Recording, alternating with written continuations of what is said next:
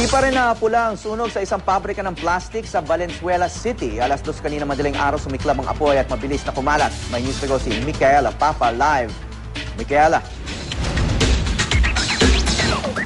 Hawi patuloy ang pag-apula ng Bureau of Fire Protection sa apoy na lumamon sa isang gilingan ng plastic dito sa Valenzuela. Gayunpaman, naideklara na itong under control kaninang alas 6:30 ng umaga. Naglalagablab na apoy, makapal at maitim na usok na bumalot sa kalangitan. Ganito ang tanawing sumalubong sa aming news team sa Herboso Street, Barangay Dalandanan, Valenzuela City nang masunog ang isang factory ng plastic.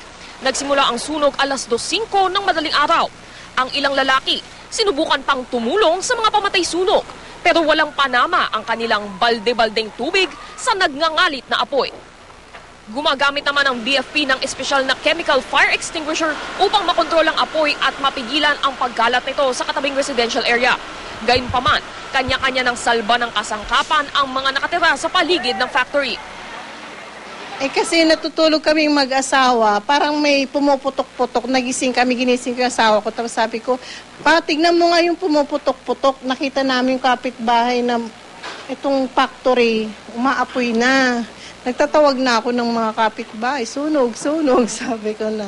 Paggawa ng mga stocks nila, mga plastic hindi naman natin mapasok sa bulto nung naka-stocks ngayon dyan.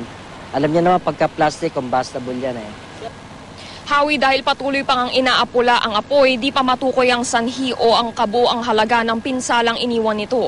Ngayong humuhupa na nga ang apoy, Hawi, unti-unti na ring bumababa ang usok at tumatama na sa mga residente yung nakasusulasok na amoy ng nasusunog na plastic.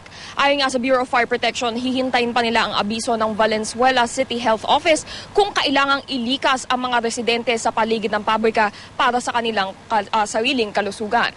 Yan ang latest mula dito sa Valenzuela. Micaela Papa, GMA News.